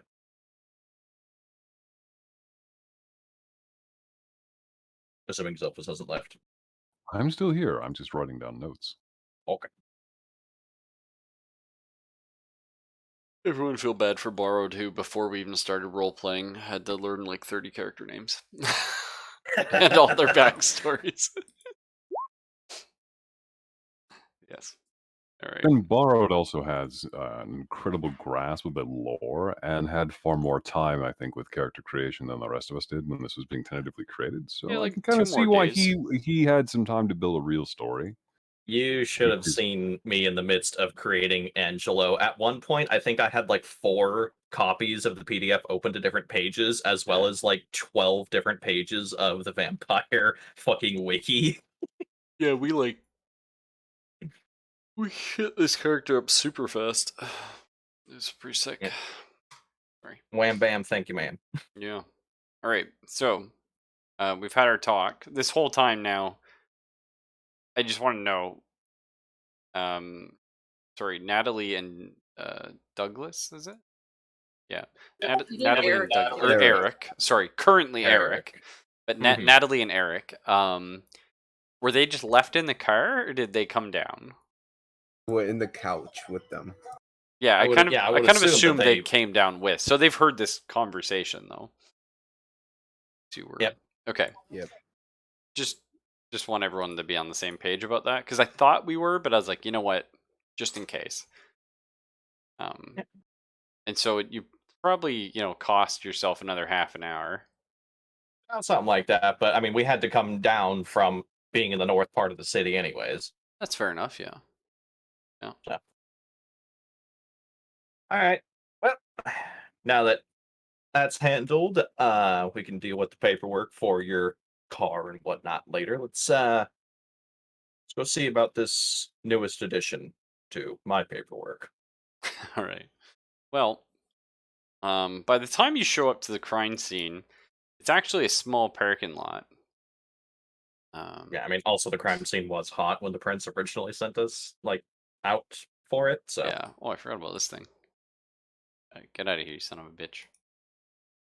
All right. So here's our parking lot. Obviously, we have cars, and we have some cars over here as well. These are like lines of cars, of course. like a SWAT 4 map diagram. That's right. Yeah. But right here, kind of parked diagonally. Obviously, that is not to scale. It's just horrible. But so we've got one of those little shoe cars someone brought along. no. This is like a normal car size. Okay, I'm just saying there's cars on the left, there's cars on the right. There is a car in the middle, parked like this. You're stuck in the middle with you. Yeah. The whole parking lot is police taped off, so that's fun. And there's a few bystanders just kind of like sipping coffee and like staring into the parking lot. The police are at this point mostly gone. There are 2 squad cars there. One of them just has like 2 people just sitting in it with the doors open, just kind of watching the scene. And one of them has a guy sort of standing over by the car, writing down notes, and his partner is who knows where. I guess we'll get some. Something more like that for like actual individual car spaces. Okay, sure. I'm fine with that. Yeah. I'll make this one smaller then. So we see. So here's the car. That's what in I was question. assuming, is that like we had a space to drive around the back, space to drive around the front of the different cordoned off areas. Yeah, it's not actually like a massive parking lot, but this is fine. We can just go with this. We've got like I mean, at this scale, it would only be a parking lot fit for squad like car there, say squad car here, police tape around the whole thing. 40 or 50 cars probably would fit in here. Oh, that color's pissing me off. Get rid of that. Anyway, all right. So here we are. Here's our situation. You see, there would also actually still be a fire truck here. Although it is pulling away fire soon. truck. Yeah, big old fire truck. But as you sort of pull up to the scene of the crime, the fire truck is pulling away. There's a lot of smoke in the air. Smoke. Interesting. Yeah. And the car, from what you can see of it from the side of the road, presumably parking somewhere, over here to avoid parking in front of the police. Usually a good idea. From what you can see, the car looks burnt to rat shit. Question: how cordoned off is it? Is it just kind of like a deal like this, or is it literally we can't go in the parking lot? Okay, so the immediate, yeah, that's fair. The immediate car is like super taped off, and then they probably just would have like little roadblocks blocking entrance or exit from the parking lot. Got little fucking road cones. Yeah, Nope, like don't road go in cones here. saying like no entry here and no entry here. And of course, like the police would move them if cars need to get in or out, but they'd be talking to everybody that tries to do so. Question, Lobster: is a Yeah. security camera around there, or like recording Oh cars yeah, going in? absolutely. There would definitely be like, say, about here a security camera, just like a little post. Actually, if that's where that is, it would probably be somewhere like this. Doesn't really matter, but yeah, you definitely have a little security camera on a post. I'm doing some freaking fanboy, not fanboy, NCIS fucking watching TV show investigation. Oh, That's what I bring okay. to the table. Okay, cool. So are you gonna try and hack into that on your phone? See what the CCTV is showing. I would probably like mention that something might be captured on the CCTV camera, and to maybe persuade the guard to basically let us see it. So you're going up to a police officer and asking to see the CCTV footage. No, the guard who is like always monitoring the Oh, so footage. you're going to like the guard station of so there's like, let's say, a mall nearby, and the mall runs the parking lot. And so you're going Yeah. okay, so you're going to the security guard of the mall to ask to see the footage.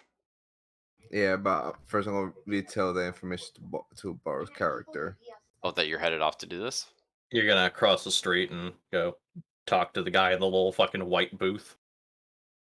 Yeah, kind of. Okay, that's chill. Sure. Well, while he's doing that, I was actually just gonna walk down and just kind of be casual about it and just ask one of the cops, so what the hell is this?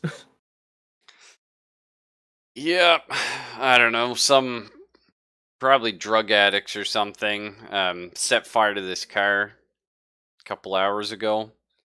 We Huh. found a guy in the trunk. I cannot even begin to imagine the smell. Did he Uh, already get shipped off to the morgue? It doesn't reek. yeah, And I guess to be burned hours ago. we've got them out and removed them. Ugh. Why? Yeah. Did you know them? No, I didn't know him. It's just, not much to do this late at night, and I see a big group of people gathered around the fence, and I look, and there's a burnt to fuck car, and a couple of cops are still sitting here. Go see what's happening. See what's going on at 1 in the morning. Yeah, fair enough. Alright. Well, I mean, it's not even on fire anymore, so not really much to look at. No marshmallows to break out. Duh. Here's a completely random question, Raffle. Since I know the police chief, do I know any of the officers? Oh, that's fair. I mean, there's a lot of officers I in know, and that's what I Toronto. mean. Like, do I know any of the officers? Yeah, I would say like you'd probably like know a handful, but you don't recognize this guy necessarily. Yeah, I mean, always just look down at his name tag and just, all right, you have a nice night, like Stevens. Yeah, Stephens. Just Yeah, gotta cough back down the street. he's like, okay, you know what I mean? Yeah, literally just being a, kind of a weirdo, like the people that sit there watching a burning car. Just That's kind of true. weirdos. There's people doing that right now. They're sipping their coffee, going like, what the fuck? They were probably watching it from the start though. Sitting there with their fucking Timmies, just Yeah. being like, oh, that's fucking cool. How about that, eh? And they fucking Yep. walk out, go across the street. They're like sipping their Timmies, and they're like, should we call the cops? Like, should we just watch this there's bird? nobody at the car, like, screaming. That's what I so, mean, right? They didn't think there's anything wrong, so. Like, the Just car didn't birdie blow up car. like in the movies or anything either, so... Yeah. Alright. Well, at that time, we have Eric has gone to the little guard booth, and he raps on it, and you see sort of a overweight guy who's like, struggling in his shirt here, looks over at you. He said, "I've already talked to the police."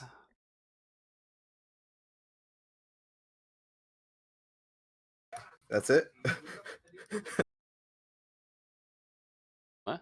Uh, Reading to you is I already talked to the police. yeah, because you just cut off like, Oh no, that's all I said. I've already talked to the police. I don't know, but may I see it? Maybe the police missed something. Are you a cop? I'm more like a private investigator. Well, if you want to get the footage, you're gonna have to go through the court like everybody else.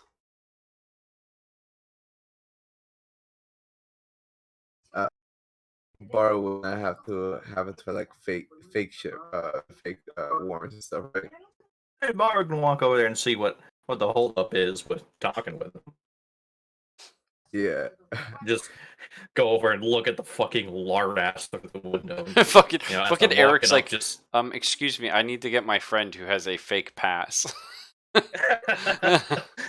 my friend who's much better dressed than me. I'm sure that's anything less suspicious, of course. Now I'm there's two worried- guys I'm- asking.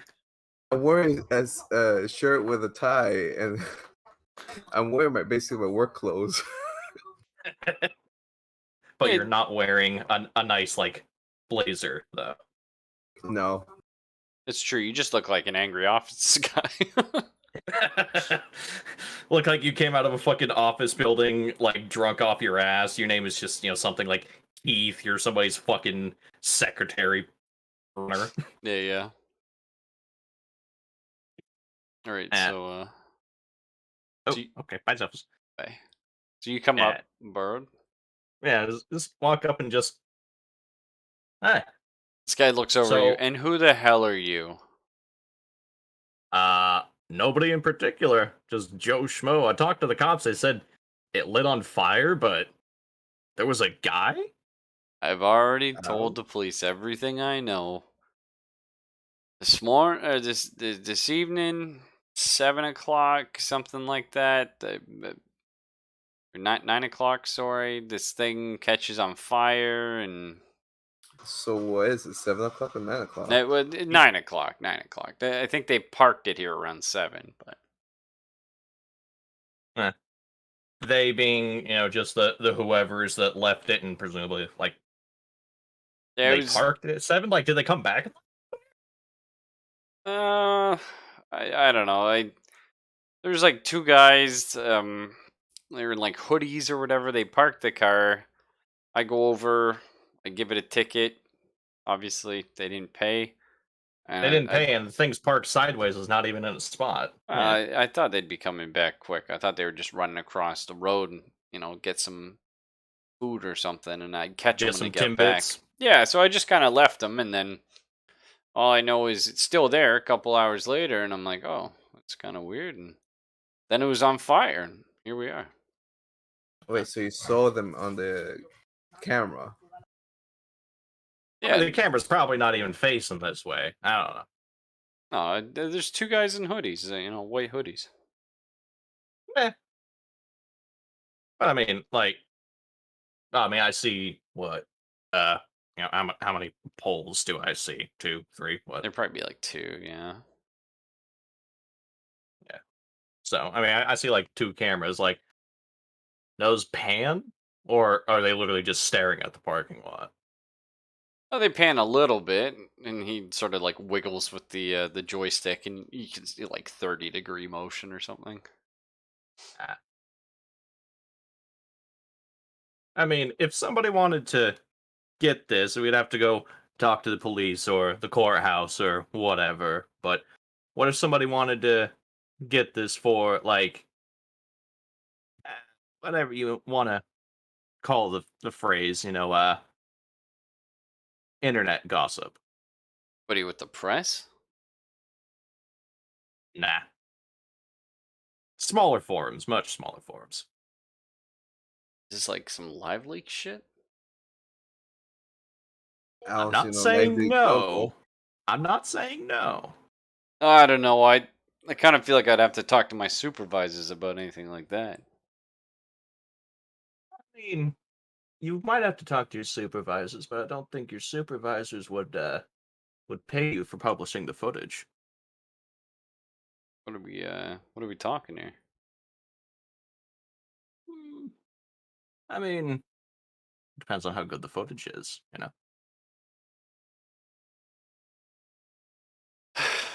Because if you just got some guys leaving in the car, that's not much.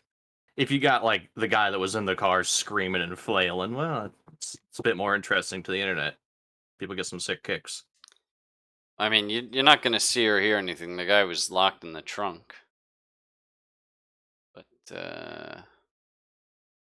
I mean, you can Well, what about you can when see when the cops pull him out. there we go. See, Yeah. working with me here. Yeah. All right. How much are we talking here? Well, could you get me a copy of it without having to, like go in the back and burn a fucking DVD of it? Like, I was to, like, give you like a thumb drive. Could you get me just a copy of it? I don't know. 'Cause- It's just starting to sound a little suspicious. I feel like I might have to, just ask some people that have done this a little longer than I have. His hands like moving towards a phone. Oh, I mean, I don't think that you have to do that. You want to give him Nudge, a nudge, Ruffle.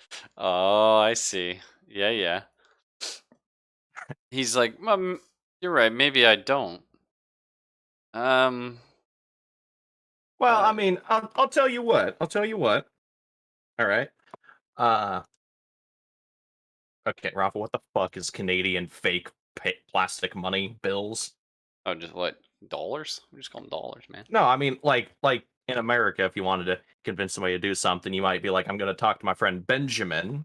We'll pay a couple hundred. Do you got that kind of shit in Canada, or are you guys too polite? We literally don't know. Nobody even knows whose fucking faces are on the bills anymore, man. How about a queen? The Queen's on the 20. Well, there you go. Yeah, but like, it's a 20. Oh, you want to talk to Queen Elizabeth? No. Hang on. So you've got Wilfrid Laurier, Yeah, that's Laurier on the 5. Laurier. Yeah. John A. McDonald. A. McDonald. That's a fucking name. That's the 10. He's not on the 10 anymore, actually. Oh, well. Yeah, the 10's now, shit. Some black lady. Forget her name though. She was like an activist. She's actually kind of cool. I've seen like her little memorial thingy. But she so her bill is now vertical as opposed to horizontal. Interesting. But the rest of them are horizontal. It trips me up every time.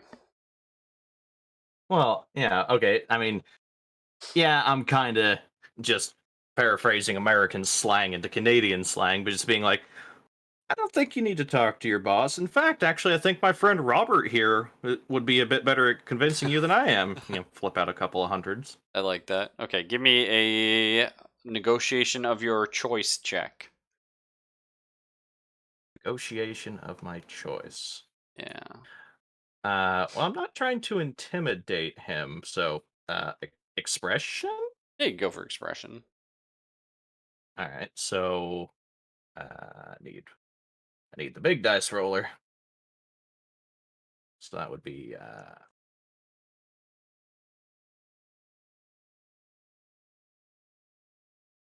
right. I would say this is like a manipulation situation. Yeah. Well, let's see what he says about my friend. Yeah, he likes him. He says, "Oh, yes." Yeah, I mean, you met Rob before. That's right. Rob and I are good friends. He Yeah. says this is fine. Actually, he said it wouldn't be any problem for me to plug in this flash drive and just whoops, these files fell in there. He hands you a copy.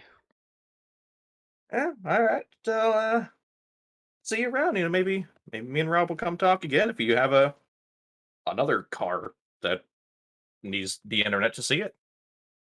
I'll keep that in mind. Thanks. All right. You have a nice night. Just kind of smack Reagan on the back, like, no, I'm just, and you just kind of, all right, let's go. Yeah, just a little tap, like, eh, move out, boys. All right. Unfortunately, you guys missed the fire. I thought maybe you would come right away and try and steal the corpse from them. Now it's gone. Yeah, but being told that it's literally surrounded by police, it's an active crime scene, we're gonna be able to snatch that? Like, Delphus might have been able to do it. We'll see. You had a chance. I also want to look at the crime scene, but like close enough to the tip, you know. Oh, okay. You're just Yeah. sort of like perusing around it. Like, oh, is this my car? Let me just look over here real quick. Oh, is that my car? you know, or just like walk up just like to the tape and just kind of do the rubberneck and shit of just like, you know, kind of stand on your tiptoes, move to left and right, being like, hey, is there anything over there? Okay. It's okay. on the USB, right? The Yeah. video. You have the footage on the USB, yeah. I could just take a iPad, whatever. You just connect it and watch the video right there and then. Just fast